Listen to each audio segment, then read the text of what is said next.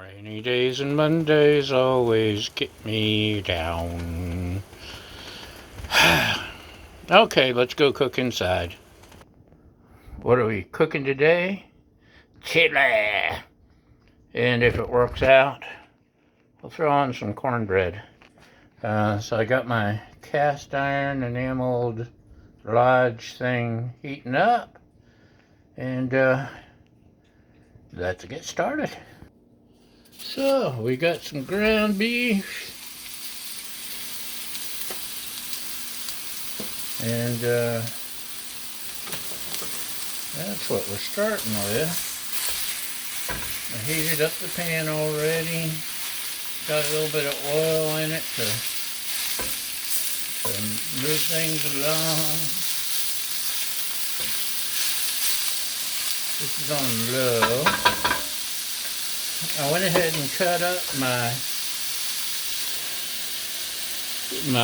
the Holy Trinity, celery, onions, and actually I didn't chop up the peppers.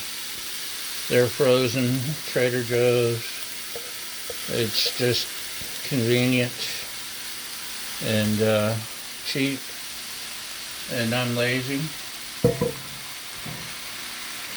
So, keep this it's all going to escape. You know what? This might not even all fit.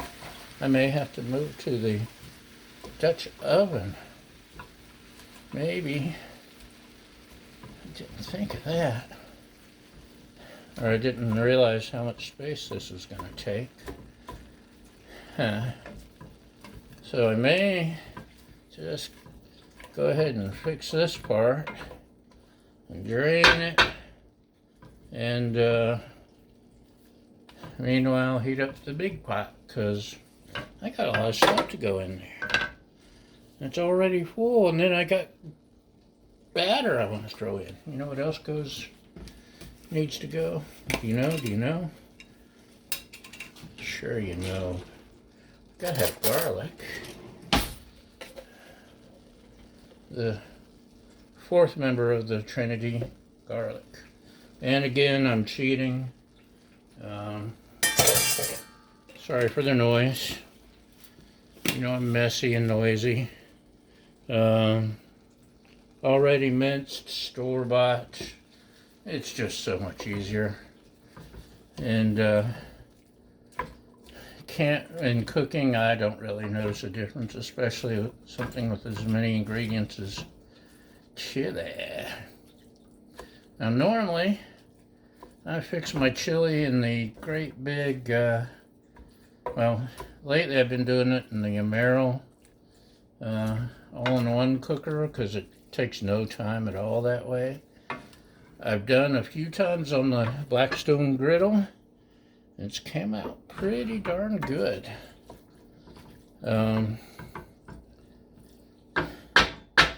But we got to be inside. I spent the money on these stupid pots. Might as well use them, right? So let me keep heating this and stirring, and I'll heat up the other pot to get it ready, and I'll transfer everything. I got the oven heating. So hopefully all these moving parts will come together at the same time. We'll be right back. Okay, we got switched over to the cast iron pot, Dutch oven, and I'm gonna strain the beef and stuff here in a sec, but we got beans.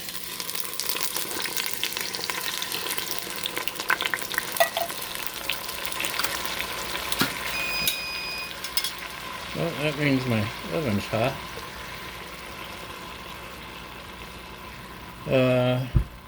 We got tomatoes. This one really heated up fast. And it's just to get us started in a minute. Let me rearrange things, drain things and we'll be right back.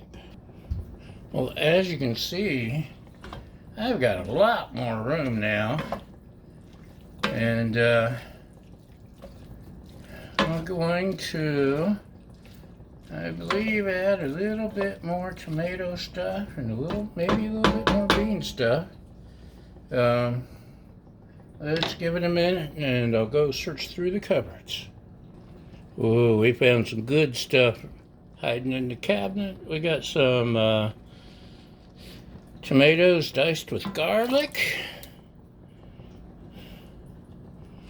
And just to give it a little more variety, we got a tri-bean blend with kidney, pinto, and black beans.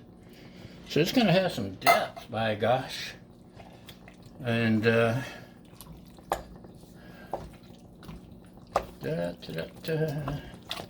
it's going to be pretty. Look at all that color. Yes. Yes, indeedy. But wait, there's more. Let's throw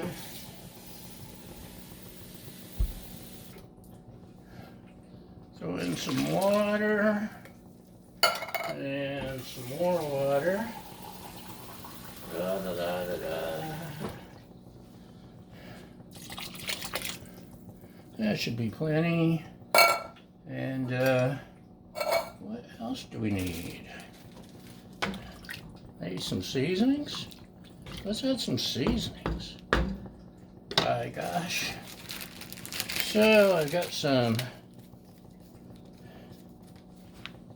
chili seasoning mix that I found on clearance, and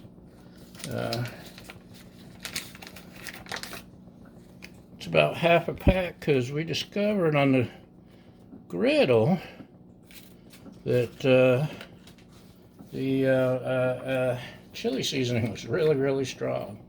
I'm going to add just a touch of cumin. Never really used cumin much, but I'm experimenting with that. And another one of my tricks I learned from America's Test Kitchen. It's not focusing. Anyway, anchovy paste. Just a little bit.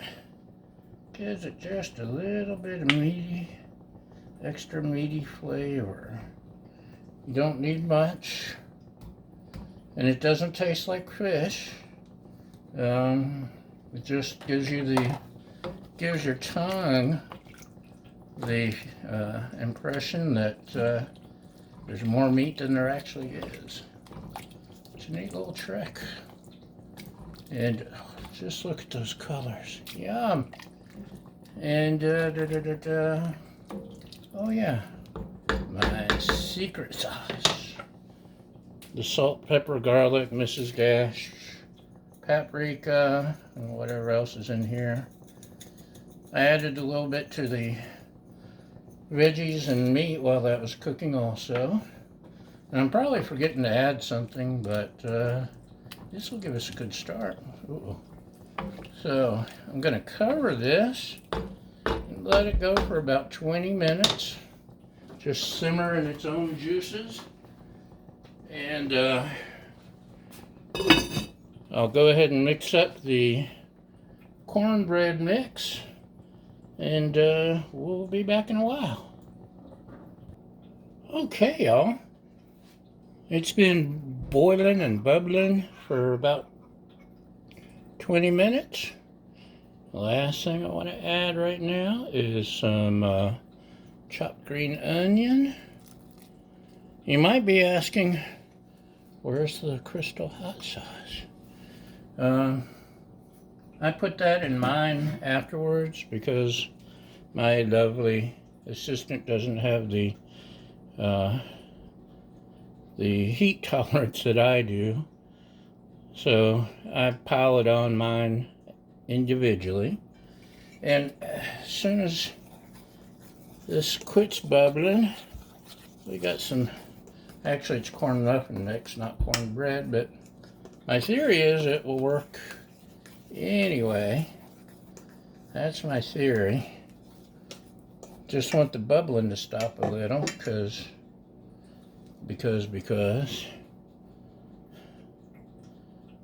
And then we're going to slap it in the oven. It's 400 degrees. And I'll put it in there about 15-20 minutes and take a look and see how it's coming along. What do you think? Is it safe? Am I doing this too soon? I don't know. I've never done it.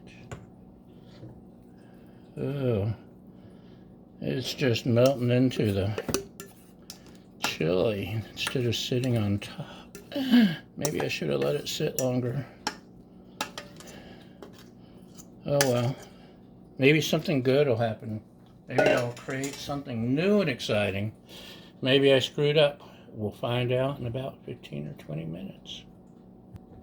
Okay, y'all. It's time for the big reveal, if I can get the camera to stay steady. Ta-da! Ah, look at that. I think it needs a couple more minutes in the oven, but overall, it doesn't look bad, does it?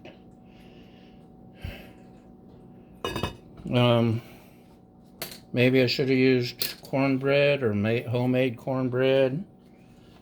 Oh, no need to look at a pot, huh?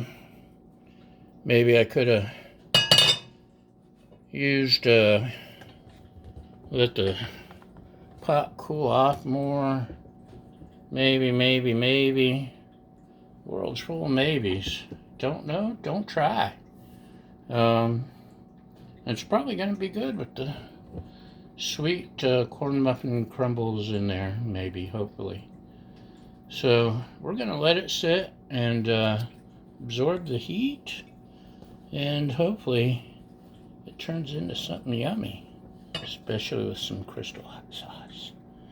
Okay, thanks for watching. Thanks for liking, thanks for following, thanks for subscribing, thanks for constructive criticism, thank you for not being a troll, and thanks for helping this channel grow. You guys are awesome, and we'll see you next time. Bye!